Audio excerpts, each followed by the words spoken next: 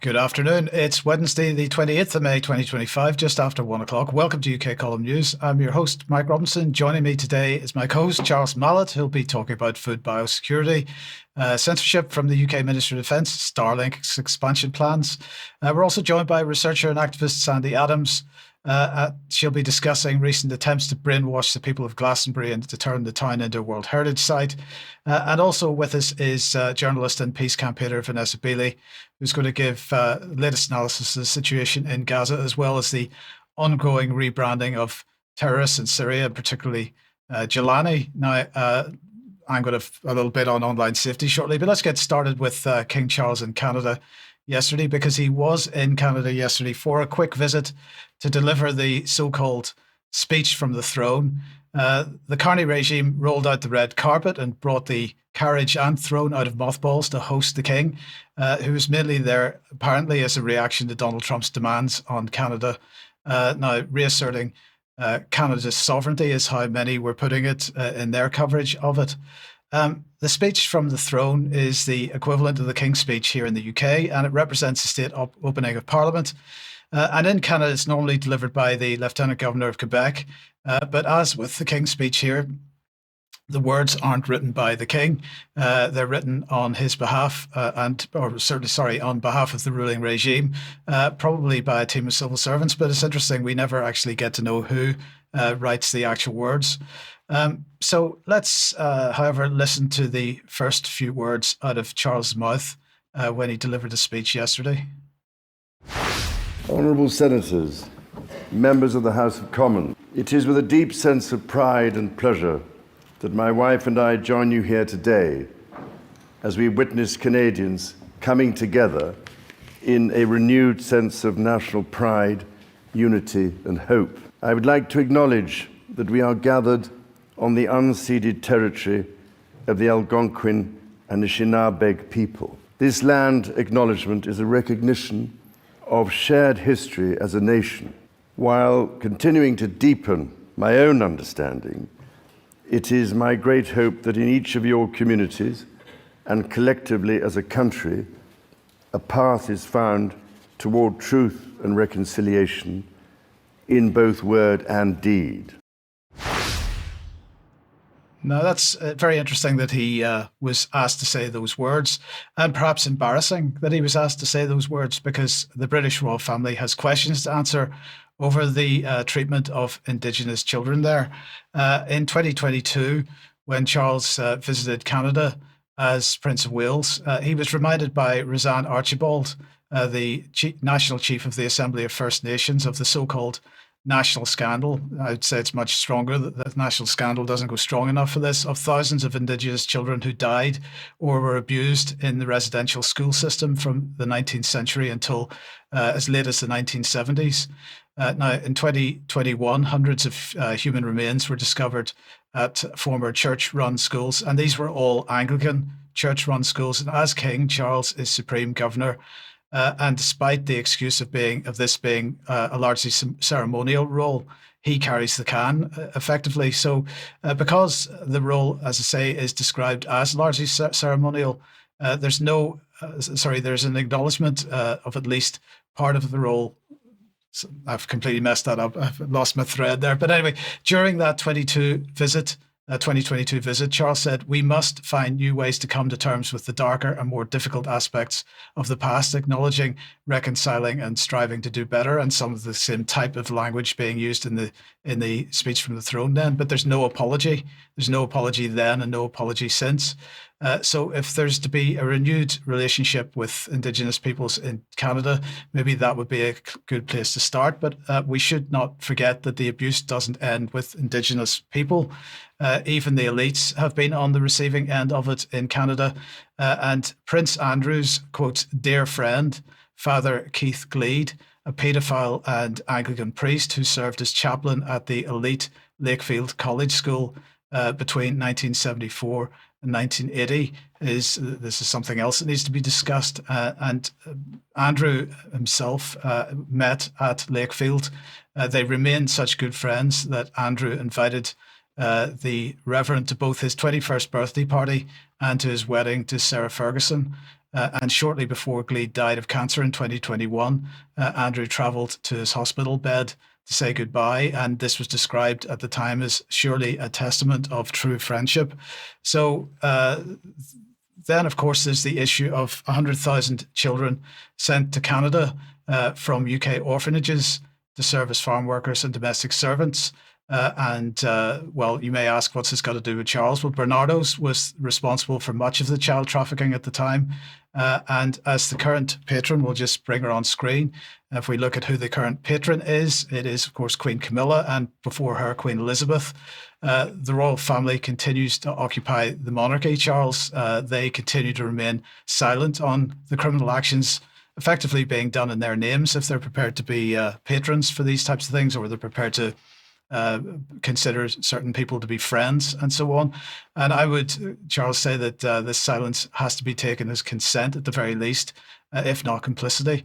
And there should be accountability. I don't know what your thoughts would be. Well, I think the significance of the apology in the sort of wider context has been devalued over the last few decades because people have been climbing over each other to apologise for things that they absolutely, definitely did have nothing to do with, in that they were usually very much politicised and relating to a period in history they could not possibly have influenced. But here we're talking about something completely different, something that did directly involve the people that you have just been speaking about. And I think that's one part. I think the other part is the reference to a role being ceremonial. Well, one might say, and we talked about this earlier, that the role of monarch is largely a ceremonial one yet now, and yet it's beyond doubt that the royal family, particularly the king, does continue to have and pushes for a great deal of influence in the lives of those that are certainly within this country and in overseas territories. So it does seem like a question of wanting to have it both ways, which I think is highly inappropriate, for want of a better word. Yes. Okay. Well, let's move on to farming and biosecurity then. And just a few days ago, the UK government announced that from the 1st of July, farmers will be able to move animals around England without a Bluetongue license. Is that exactly what's going on? That is what's going on. And the way I think I would put it is that the biosecurity state, as we've come to know it, is evolving. And we see this tweet here from APHA, who are moving into a state of complete control via the inherent corruption of the system which underpins it. And it's possible to track this shift from killing everything, the slaughter on suspicion policy, to vaccinating everything. And the APHA continues to assume more and more control over the outcomes for livestock, as you say here, tweeting about the restriction of the Bluetongue zone covering all of England, of course, agricultural policy now being a devolved matter. But this means that what are called movement tests will not be required. Now, in an email to who they're calling stakeholders, it's made perfectly clear that the reason for this is an expectation that one of 3 vaccinations will be used on animals deemed susceptible. And here we see an encouragement to discuss vaccination with your vet, as though there may be more than one outcome from such a discussion. Now, all available vaccines are authorised on an emergency basis, according to the Veterinary Medicines Regulations 2013. And to better understand what happens if one does follow the science, it's Schedule 4 that contains the key detail. And they say that an animal may be treated with any one of these things in order to avoid unacceptable suffering. So effectively, this is where a vaccine doesn't already exist. They may use a product for another species or for another condition in the same species. They may use a human medical product authorised in the United Kingdom. They may use a product authorised in any other country for use in any food-producing animal species, or they may even use a product produced extemporaneously by a pharmacist, a veterinary surgeon, or a person holding a manufacturing authorisation. In other words, for that last one, someone who's basically guessing with absolutely no research and no preparation. So one might think that with goalposts that far apart, it's little wonder that investment in vaccines has increased so significantly in recent years. And this is what Bill Gates had to say about his own involvement. Invested $10 billion in vaccinations over the last 2 decades, and you figured out the return on investment for that. And it kind of stunned me. Can you walk us through the math? Well, it's pretty impressive that when you take these vaccines, get them to be very inexpensive by making big volume commitments, have that right relationship with the private sector, get the delivery system so they're really getting the coverage out there, you literally save millions of lives. And 20 years ago, when we created these new multilateral organizations, Gavi for the vaccines, Global Fund for HIV, TB and malaria, we didn't know they'd be successful. They've gone through lots of challenges about making sure the money gets there, making sure the efficiency is right. But as we look at upcoming replenishments for those, and we've got so much distraction politically that the international needs like this could get eclipsed if we're not careful, we see a phenomenal track record. It's been $100 billion overall that the world's put in. Our foundation is a bit more than $10 billion, but we feel there's been over a 20-to-1 return. So if you just look at the economic benefits, that's a pretty strong number compared to anything else. Now, if you're listening and not watching, then I should tell you that for the last bit there where he was talking about the money, he couldn't help but break into a broad smile, because really that's what it's all about. And hand in hand with the requirement for vaccination has to be the demonstration of a threat, emergent or endemic, which is where the Animal and Plant Health Agency comes in. And this is what they say about their role. So as you listen, take a note of the specific language that they use. APHA's role in controlling Bluetongue is that we have the responsibility for controlling animal disease in Great Britain. It's our job to detect cases as they come through, so farmers and vets will report suspicion of disease to us. We'll then go out and look at those animals.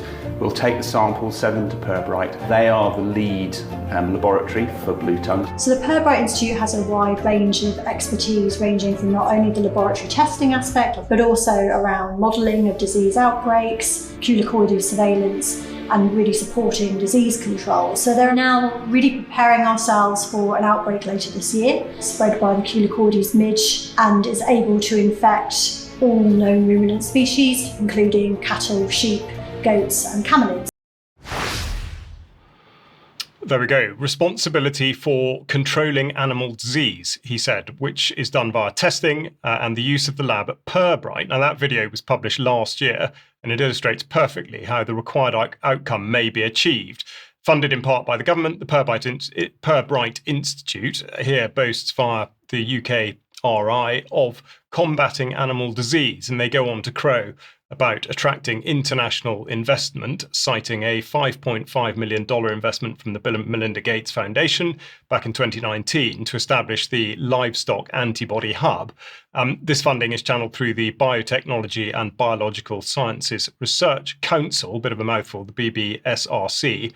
And there has since been a partnership between them and the Gates Foundation, as well as the Foreign and Commonwealth and Development Office, investing a further $40 million into Pirbright. So bearing in mind, Gates is expecting a 20-fold return on such an investment, it should be perfectly obvious that accepting such funding is completely inappropriate, and it compromises every process which occurs thereafter. Now, I mentioned this on the 8th of May last year. The vaccines themselves may freely enter the food chain. This note from the European Medicines Agency refers to the inclusion of adjuvants, aluminium hydroxide and saponin, and goes on to say that the withdrawal period is 0 days, meaning that an animal may be jabbed and milked in the same day.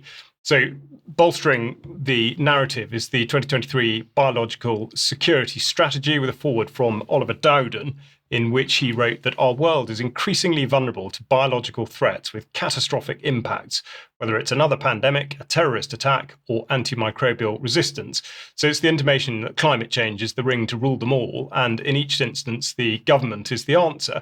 Now, there are multiple references to the threat posed by zoonotic spillover, which we're told is the transmission of pathogens from animals to humans, even if the animals are not actually ill. And as always, there's no need for it to make any sense. The government has just updated its carbon footprint analysis for the year 2022, and this graph shows exactly how the book cooking exercise works. The destruction of the countryside and the crippling of the economy may be shown to bring about a small decline in the production of domestic greenhouse gases, but this is perfectly offset by the increase in imported goods. And finally, the evolution of the biosecurity state is confirmed by the trials of a testing regime called DIVA, which is said to be able to distinguish between cattle which are supposedly infected with TB and those which have been vaccinated. So in conclusion, and as if it were really necessary to reinforce the point that vaccination is only an exercise in control and profit, this announcement says that, as with other vaccines, a range of protection is expected. Some animals will be fully or only partially protected after vaccination, whilst others will remain susceptible to the disease. Okay, thank you for that, Charles. Let's move on and welcome Sandy Adams to the programme. Sandy, you have been looking at the situation locally in many parts of the country with people running campaigns with the local councils and so on, but increasingly you're seeing the use of certain psychological techniques in order to try to regain narratives amongst campaigners. Yes, particularly last Saturday on the 24th of May, we had a consultation at Glastonbury Town Council. At Glastonbury, it was the town hall, and it was looking at it. I just want to mention firstly that Rosa Corey opened my eyes to the Delphi technique many years ago, because it was used to gain consensus over Agenda 21 all over the United States. And we have to remember that Delphi technique was developed in the 1950s by researchers at the Rand Corporation, which is a think tank with close ties to the US military and government. And really, it's a way to get people together and lead them through a structured process of multiple rounds of questionnaires and feedback, controlled interaction. And it is often used, but, it's misused by NGOs and corporations and education bodies also, to steer people into a sort of groupthink and into a predetermined outcome, manufacturing consensus. And we see this happening all over, particularly with net zero. That's how they reached the way to call sort of a climate emergency all over the country. They held these sort of citizens' assemblies, and this is what we're seeing more and more now in Glastonbury. They had this consultation, and people are genuinely worried about the land being taken over, because we've got this WHS scoping exercise happening to make it a World Heritage status town. And it's only a small town, but the fact is that we've seen it happen at Stonehenge and Avebury, where people have actually been locked out of the land, and they have to pay extra to visit the site. I mean, now to get to Stonehenge, a family ticket is £75. It's absolutely mad. Anyway, spiritual people have been locked out of their practices. Druids can only go there on the solstice to Stonehenge, and they've got a big visitors centre now, and everything is really all about tourism.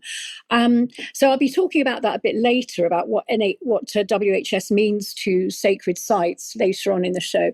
But at the moment, I'm dealing with this scoping exercise, and they held these. They put everybody on tables, and of course they had the goals on the table, because it's all, the WHS is all aligned to the 17 goals of Agenda 2030, and they give people biscuits and tea and really lead them through a sort of an exercise about what do they think. There's lots of coloured crayons on the table. It's a bit kindergarten. People visualise, and they kind of, they lead them through this very safe, what appears to be a safe environment, and people are relaxed and come out with things. And of course, they use that data to then form some kind of visioning, brainstorming thing. And first of all, they start with the scoping exercise, and it's how it's all put together.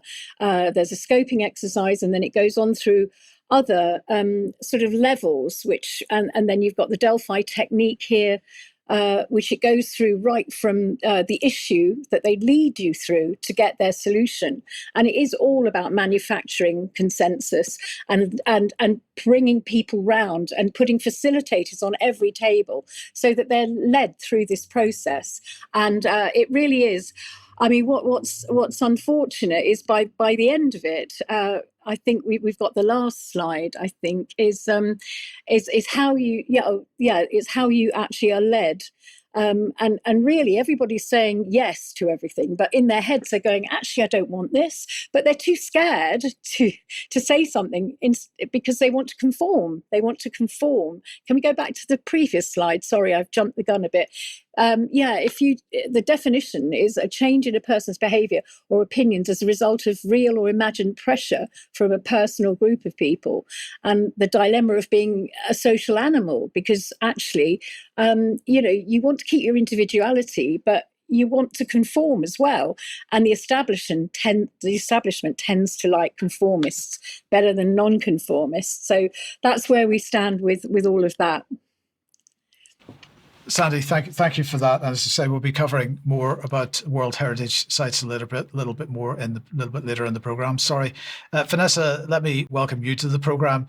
Now, last week we were talking about and I don't want to say the word rehabilitation because it's the bit isn't really appropriate, but we're talking about creating a new persona for Jolani in Syria, who is, as we will remind everybody, remains a terrorist who had a price on his head until very, very recently.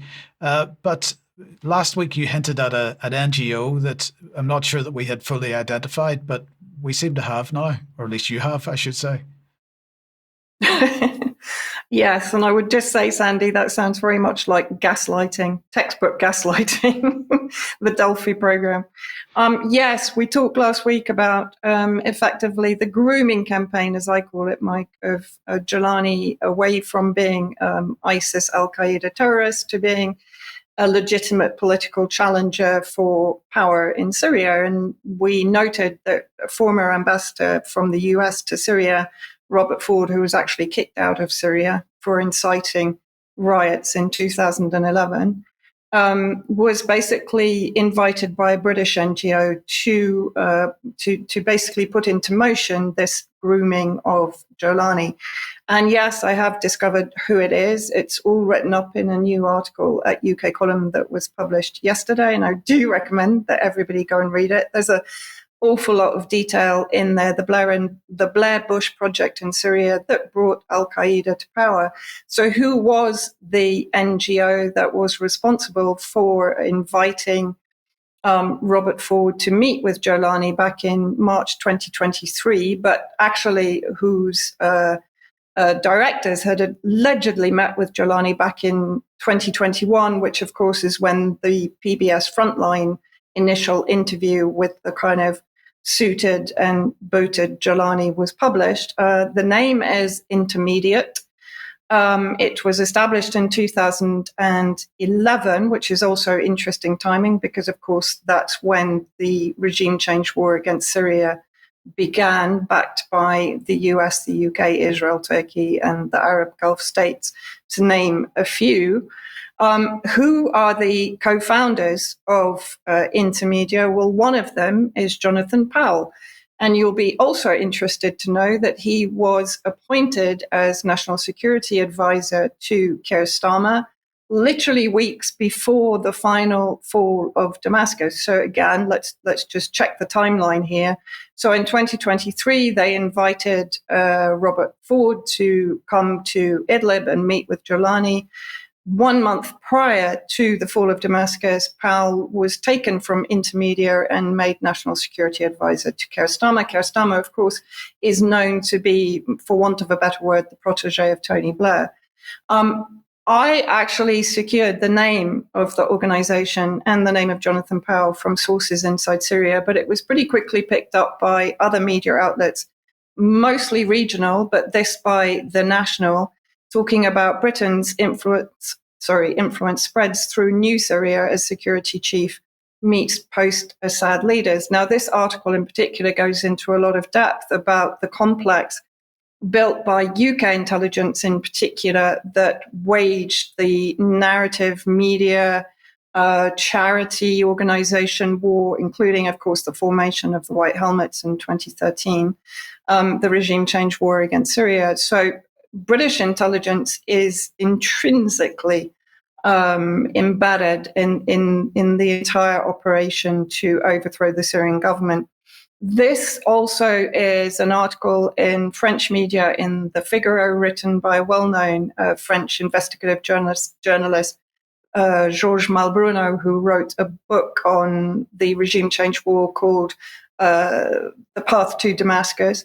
Here he's talking about al-Sharaa, or Jolani, is dangerously intelligent, and his investigation into the new power in Syria. Now, what is interesting is he also identifies that one of the project managers in Intermediate, Lucy Stewart, who speaks Farsi and Arabic, organized or was given the job, let's say, of grooming other members of Jolani's regime, including the former al-Qaeda founder and current caretaker foreign minister, al-Shaibani, and potentially she probably organized this interview with Tony Blair at Davos with Shaibani, which, if you remember, we played it on UK Column. It was deeply uncomfortable, for want of a better word. But of course, Powell, people will remember, as the chief of staff, was of none other than the architect of the war against Iraq, and in my opinion, also the architect of the future war against Syria, none other than war criminal Tony Blair. This is Powell with Tony Blair back, I think, during the time of the Iraqi war. Powell, of course, has gleaned credit for his role in peace negotiations in Ukraine and various other countries. But I just want to draw attention to, this is a document that was released as part of the Chilcot inquiry, which shows how Bush and Blair were already planning the war against Syria, even during the war against Iraq. So here they're talking about giving support in building a new partnership with the West and Syria in return for closing down support for Hezbollah and Hamas and helping us over Iraq. He doesn't underestimate the problems of this, but I think it's possible. Again, this is detailed in a lot more, with a lot more information in the article if people want to read a bit more about it. Now, I also want to look at the co-founder of Intermediate, who is Martin Griffiths, and he's named here as now being a chief advisor. But he also has deep connections, as was shown in this 2023 article in Al Mayadeen, ex-UN envoy to Yemen tied to MI6, the secret intelligence services, and the Foreign Office. This was originally picked up in Declassified and then republished by Al Mayadeen. But very clear ties to all of the intelligence agencies, and that includes Powell as well, of course, because, in fact, what was exposed was that Powell, back in 2012, sent an email to Hillary Clinton in which he said, if we can just have the slide, he informed a senior Clinton aide in 2012 that Intermediate works closely with the Foreign Office, the NSC, the SIS in London. IM organizes secret channels between insurgents and governments. Work has begun in Syria, Yemen, Somalia, and Burma. And of course, 2012 is also the time that Jake Sullivan, then advisor to Hillary Clinton, emailed Hillary Clinton, according to WikiLeaks leaks, saying that Al-Qaeda is on our side in Syria. And at this time that Powell was sending this email to basically get an audience or to get the interest of Hillary Clinton in Intermediate's work as effectively an intelligence agency outreach organization in Syria, he was convening with Jake Sullivan, who stated that Al-Qaeda is on our side in Syria. So I do recommend people read the article just to get far more detail than I've been able to give here on the news, but a fascinating nexus of intelligence, military operatives and so on, leading the war against Syria and now bringing Jolani to power. Thank you, Vanessa. Now I'm going to say, read the article, but then share the article. Please do. We have to get this type of information out. It is incredible to me that we have national security advisors quite happy to admit that they are running back-channel discussions with Al-Qaeda. It shouldn't surprise us because we've been funding it and we've been arming it. But it is nonetheless a public admission of these types of channels and discussions. And that is something that I think almost nobody in the country is aware of, and everybody should be aware of. Yeah, I quite agree. Okay, let's move on. If you like what the UK column does, you'd like to support us, please do so. We absolutely appreciate and are very grateful for everyone that does support us, but you can make a donation. You can join the UK column as a member and so on. That gets you access to UK column News Extra and other member-only content. But you can pick something up at the UK column shop. That helps us greatly as well. Of course, that helps promote the brand around the country. If you're wearing a T-shirt or a sweatshirt or a cap or have a water bottle. But if you'd like to buy some supplements from clive2carl.com, we also have an affiliate agreement there, which gives us a small percentage of those purchases, although it doesn't cost you any more to do that. If you can't do any of that, please do, as I say, share the material. We've got to get past the censorship regime in this country. And share links are provided on the articles, blogs, and videos on the UK column website. And just go and visit the UK column website because that helps us greatly too. Now, tonight, the question is, are Jews God's own people? That is going to be a very interesting discussion with Germ at 7 p.m.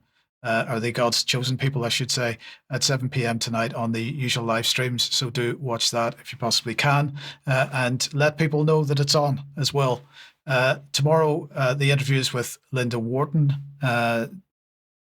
So 29th of May, that's tomorrow, Thursday, 1 p.m. Join us for that. And then let's have a look. We've got, Vanessa, very briefly, your discussion with Ben and David Miller on Ukraine and Israel. Yeah, I think it's well worth watching. Simply, I mean, for David's expertise in particular on the connections between Ukraine and Israel, many people may not be aware of it being the cradle of Zionism. Definitely worth watching. Thank you for that. So that is on the website at the moment, if you didn't see it live. Charles Bob is hosting an event. He is. And just to avoid disappointment, we're going to demonstrate that twice, I see. But yes, he's got an exhibition called Paradigms up in London, the Cassild Gallery, which is running until the end of this week. So get along to Connaught Street. There'll be a link in the show notes. And that's just an example illustration from this show of his. So do get along there. Absolutely. Would absolutely encourage that if you possibly can.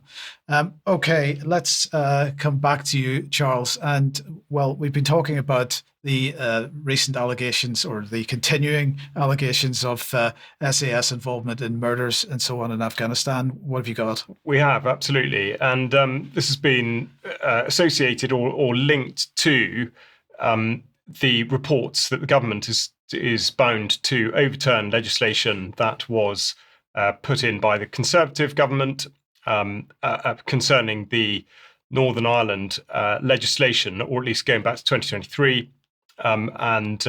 It's concerning the prosecutions against British soldiers for actions taken under Op Banner in particular, which ran from 1969 to 2007.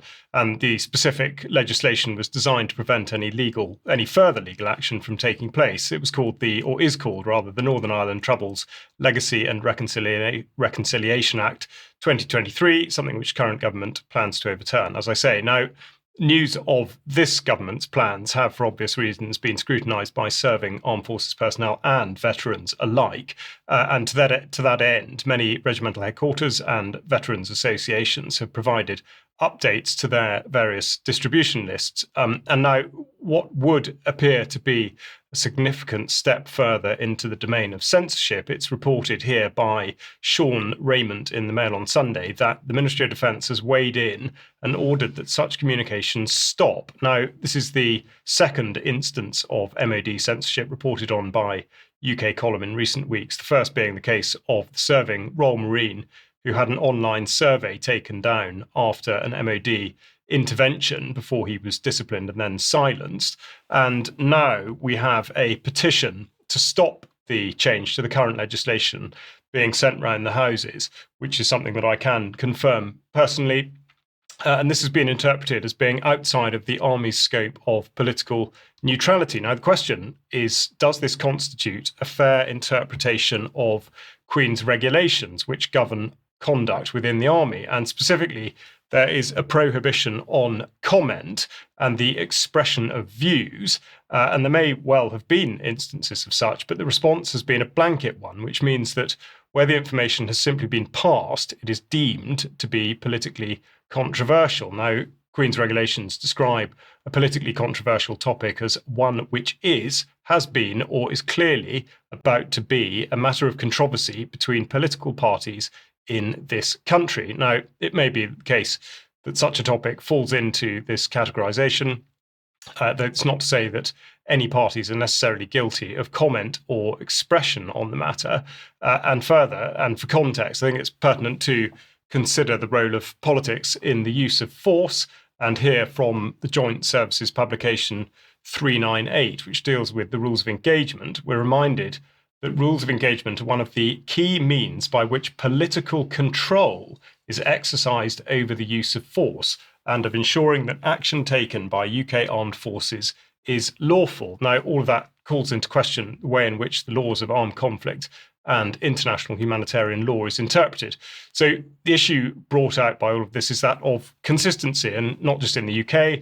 Various governments appear to want to protect people they describe as terrorists whilst prosecuting some of their own soldiers. And at the same time, as in Australia, a former Special Forces soldier has been found to have committed war crimes by 2 civil courts. And as asked by the World Socialist website 2 years ago, why does he face no criminal investigation?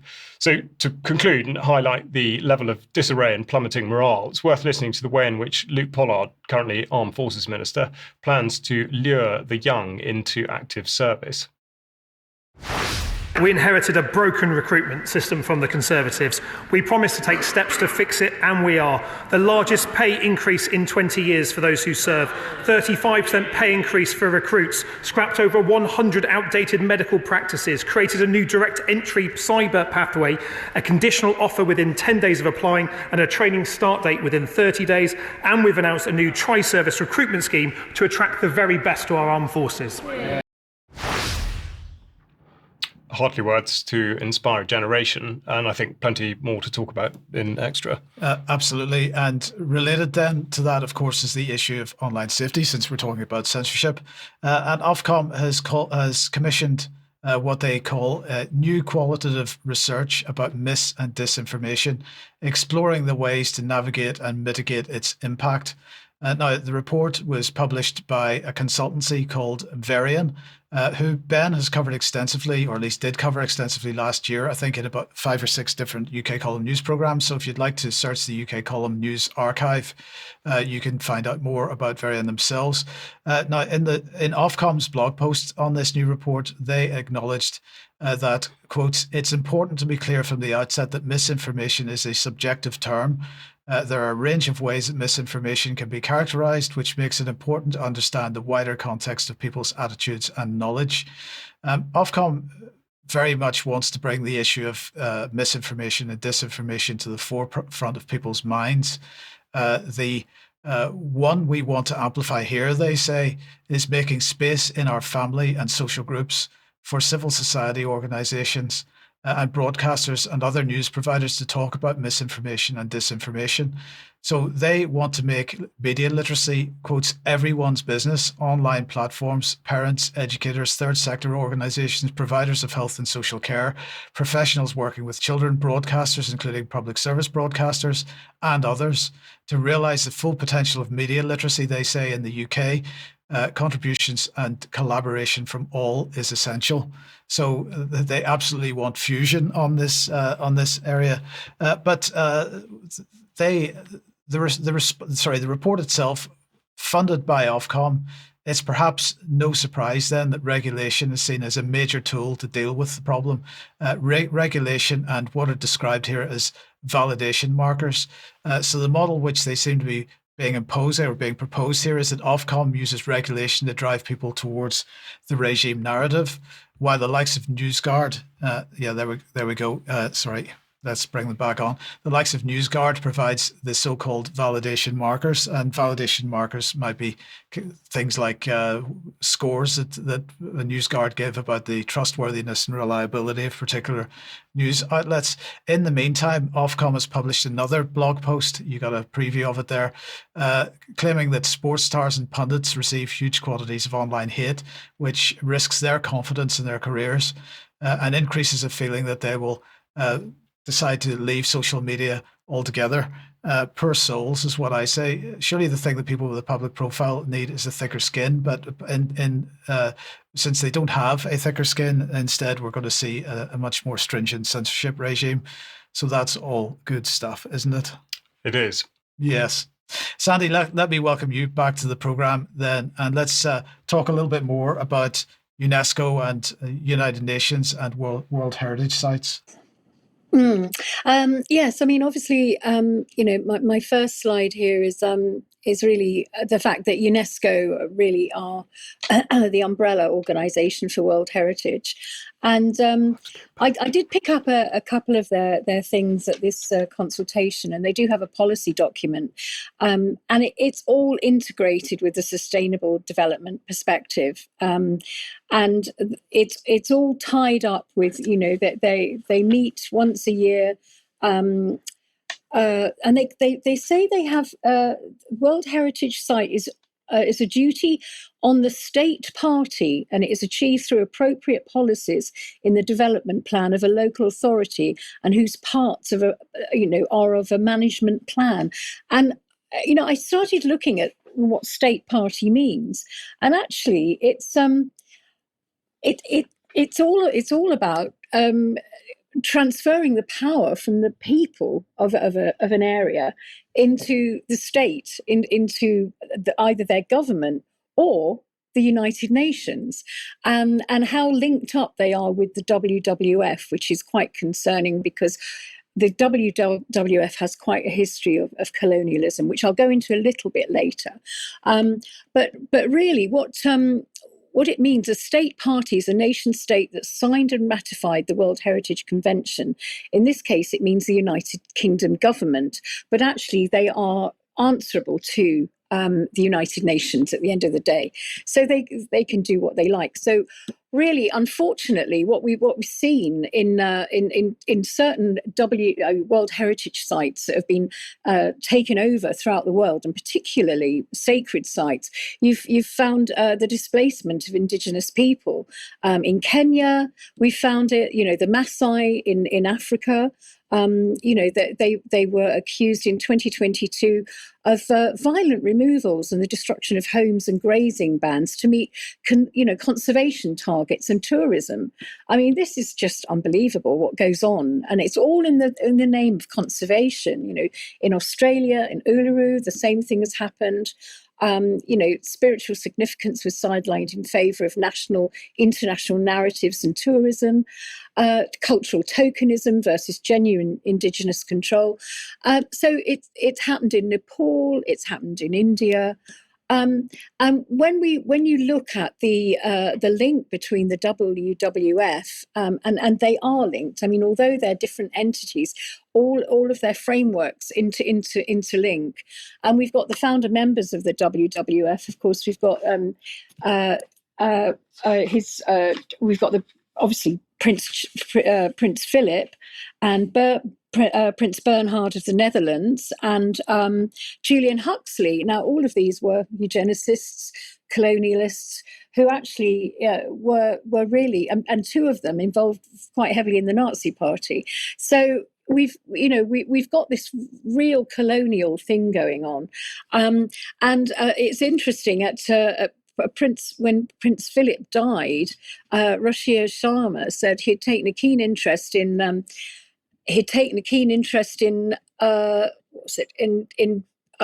sorry, I've lost my slide. Yeah, I'll read it out here. He'd taken a keen interest in religion and conservation despite dispatching a 2.5 meter tiger with a single shot on an official visit to India in 1961. It was 1961. Yeah, the same year he became president of the World Wildlife Fund UK.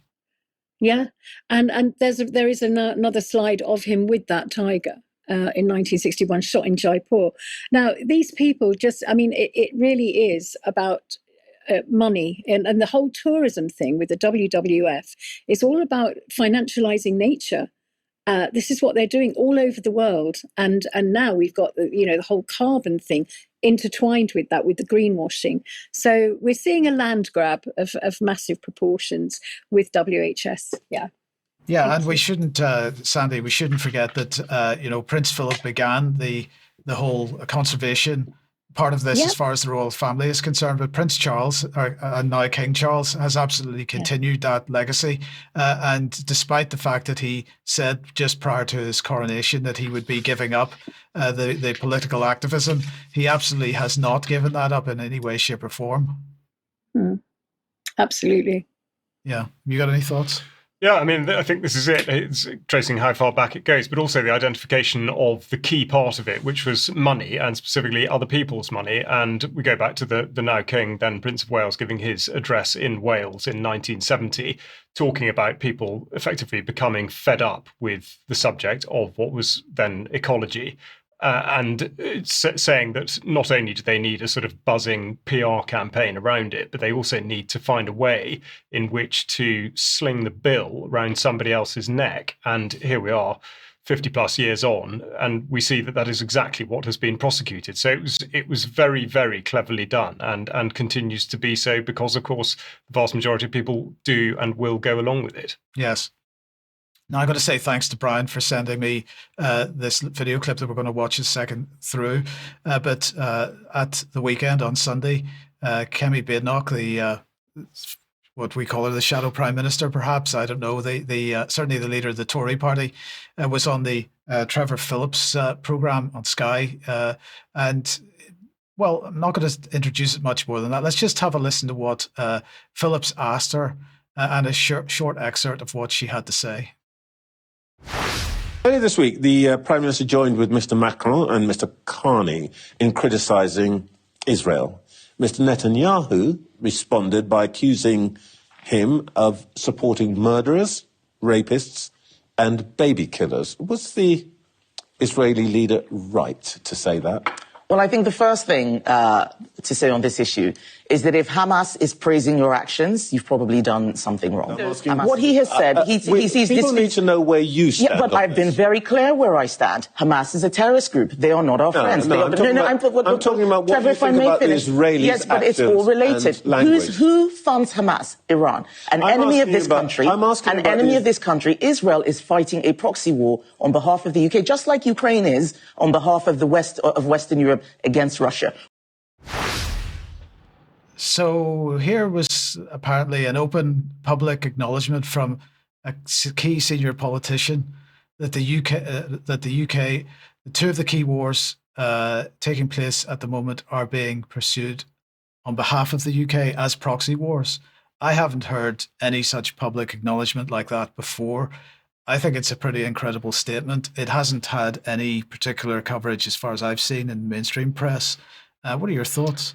Well, one wonders whether it will. I mean, I think it's astonishing the degree to which people can speak out and be completely ignored. If we think that what's built up to this is the number of people who've joined the queue or in so far as having a go at the state of Israel, or in particular Netanyahu, and using the word genocide and this, that, and the other.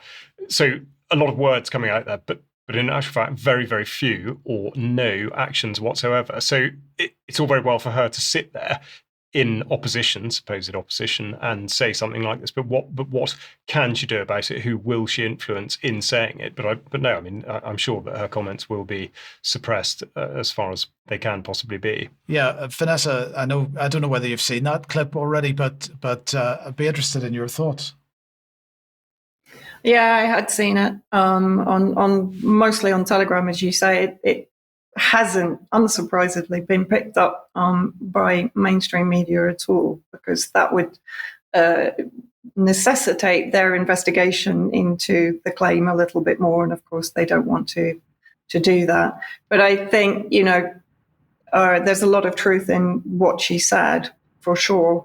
I would argue that Israel is also fighting a proxy war for the West, the US and the UK, as it has done traditionally since the creation of the Zionist movement. So I think the dog and the tail wag together much of the time. Yeah, indeed. Well, let's come back to you then. What is the latest that's going on in Gaza? Yeah, well, first of all, I have to really apologize because I'm bringing David Lammy back on, and it pained me just as much as it's going to pain all of you to have to listen to him. But let's roll this video. I'm announcing that we have suspended negotiations with this Israeli government on a new free trade agreement. We will be reviewing cooperation with them under the 2030 bilateral roadmap.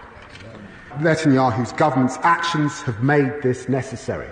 Madam Deputy Speaker, today, my honourable friend, the Minister for the Middle East, is summoning the Israeli ambassadors to the Foreign Office to convey this message. I say now to the people of Israel, I want a strong friendship with you based on shared values, with flourishing ties between our people and societies. We are unwavering in our commitment to your security and to your future, to countering the very real threat from Iran, the scourge of terrorism, and the evils of anti-Semitism. But the conduct of the war in Gaza is damaging our relationship with your government. So one might think a tiny glimpse of a cause for celebration there. Well, don't follow that route too quickly, because here is the UK trade envoy, Lord Ian Austin of Dudley in Israel, going to the Cutting Edge Customs Scanning Centre, Haifa Bayport, Haifa Nazareth Light Railway Project, and the Technion, whatever that is. So he clearly has absolutely no problem with continuing trade with Israel. As he says in the House very recently, we'd be foolish to sever our trade links with Israel. So he seems to be completely overriding the foreign minister's statement in Parliament. And what does he say in that, which is interesting for me because it basically confirms what we've been saying at UK Column for some time. And note that Lammy actually mentioned the 2030 Israel-UK roadmap in his statement. So what does Lord Austin say? Thousands of jobs in the UK depend on trade with Israel. 1.7 million people work for UK firms exporting goods to Israel. 1 in 8 of the drugs dispensed by the NHS comes from Israeli companies. Every business and family in the country uses Israeli technology in their homes, computers, cars, and phones every day. So simply actually confirming what we've been warning of, and the infiltration by the spy unit 8200 and other tech-based military spy units in Israel. He said very similar things back on May the 13th in The Telegraph, which is known to channel British intelligence agency statements also. British sanctions against Israel would be self-harming and morally wrong. So standing against and boycotting a country that is committing genocide apparently isn't wrong. And what does he say in this article, which again I find very interesting? And let's not forget that during the pandemic, COVID, of course, Britain was able to reap the benefits of Israel's world-leading health strategies, thanks to close cooperation between our two countries. So this raises the question, what exactly were those cooperations and what exactly was the UK reaping an advantage of? He also mentions in that article that in 2024, during the genocide, the UK supplied 3.2 billion in exports to Israel, and they imported 2.5 billion from Israel. And he states that without Israeli tech, RAF planes could not actually get off the ground. And the familiar excuse is that Israel has foiled multiple terror threats. Now, you will remember that Theresa May's government used the same excuse when Saudi Arabia was bombing the Yemenis with British-made bombs. They said that, yes, but Saudi Arabia helps us to foil terror plots on UK territory. So very, very familiar canards being floated out there to try and obscure the fact that Britain is complicit in the genocide in Gaza. And just to remind everyone, as if they really need it, this young girl that we're going to see in the video, if you just want to play, and I'll talk over it, Ward al-Sheikh Khalil, and you can see the inset photo there. She was the child seen trying to escape the burning tents at the Fahmy al-Jarjawi school. Her mother and 6 siblings were burned alive in that attack by the Zionists. 36 civilians, the majority of which were children, were also burned alive in that attack. And I just want to show this photo, which I find absolutely horrifying. These are the starvation lines kettling young men in Gaza towards the American corporate-run aid centers, and of course, starving people forced into such containment. Chaos broke out, and they were then fired upon by the IOF military, and many of them, of course, were massacred. And of course, the response on X to Lord Austin's tweet was, let's say, gratifying. You can freeze frame and read it. I can't read it from here, but just the last tweet the last response from Louis Alday, who's a well-known historian academic: "You are blood-stained, genocidal demons." Well, I can't really disagree with that. Vanessa, thank you very much for that tragic report, because, well, what can we say? Again, more complicity from the UK government. It's not just the royal family, it's from top to bottom of the British state. And, well, there are representatives. Maybe we should be doing something about it. But let's move on, Charles, to Elon and Starlink. Yes, indeed. And in particular, the internet provided by Starlink, getting away from the internet, of course, becoming harder and harder. And this now applies to air travel, where Elon Musk's array of low Earth orbit satellites are delivering Wi-Fi directly into aircraft. And here's the Starlink pitch for attracting customers. Airlines, of course, have signed up in their droves, like Qatar, nobody wanting to be left behind by their competitors. But what is neither considered nor discussed, apparently, is the impact of such a development. It's reckoned that Musk has approximately 7,000 such satellites flying at the moment, with a projection that tens of thousands will be in low Earth orbit within decades. Now, as to the use of wireless internet in aircraft, there's no safety data. And as usual, the line will simply be that there's no known adverse effect. So in short, if you don't look for it, you can't find it. The other and very much related issues concern the lifespan of the satellites. Now, as though a revelation, and certainly one that would put paid to the climate change story, if anyone were listening, the New Scientist reports on the devastating effects of solar storms and the overall effect of the sun on, lo and behold, temperature and climate.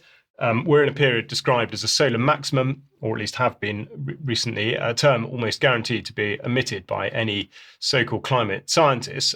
Now, this means that damage is being done to the satellites far faster than anticipated, which means that many more will be sent up to compensate. And it also means that the way in which they're meant to disintegrate is being called into question, raising the possibility of collision with aircraft. Now, the odds of such a thing happening are written off or written about dismissively by mainstream commentators, which presumably will continue to be the case until there is a collision. So here we have yet another example of the unthinking application of a form of technology just because it is possible and with no regard for the consequences. So we might go on to talk about that a little bit more in extra. We should remember, of course, that SpaceX has form on this, because the recent Starship launches have resulted in 2 separate incidents of aircraft having to escape a particular area of airspace as quickly as possible. And of course, this puts air travelers at risk, because as soon as you get into this type of emergency situation where air traffic control is having to move people out of the way as quickly as possible, the risks of, there are collision avoidance systems, but nonetheless, this is not healthy situation. It doesn't seem so. And as I say, it's just something that never gets talked about, never gets thought about, apparently, and they just push on regardless. So, sort of the fingers crossed approach. Now, in terms of fingers crossed, or indeed fingers being manipulated, we'll just finish off with something that might not necessarily seem credible, but is absolutely true. And I take you to the website of Enhanced, declaring that the future of sports is here, pointing us towards the Enhanced Games in Las Vegas in 2026. And this is something that is designed to celebrate augmentation of the human form, or put better, transhumanism. So here we see performance enhancements, scientific and technological advancements, of course, a range of well-groomed people supporting such an initiative. But as with all these questions, all these things, we have to ask the question, if we want to evolve humanity, as they say here, who's putting the money behind it? And lo and behold, there is Peter Thiel, the headman, founder at PayPal and Palantir, of course, running most of the British government projects, and indeed behind this grotesque spectacle of a celebration of, frankly, the corruption of the human form. So I'm not sure how many people will be tuning into those games in Las Vegas, or indeed whether medals will be awarded for performance or for the degree of augmentation and adaptation to a particular human. We may cover it, we may not. Yes. Undoubtedly, we'll be talking about that in Extra as well, amongst other things. I'm going to say thank you very much, Charles, Vanessa and Sandy, for your contributions today, and thanks to everybody for watching. We'll be back in a few minutes if you're a UK Column member for the UK Column News Extra. If you're not a member, please consider joining us for Extra. Enjoy Germ tonight at 7 p.m, the interview tomorrow at 1 p.m, and we will be back on Friday at 1 p.m. for another news. See you then. Bye-bye. Bye-bye.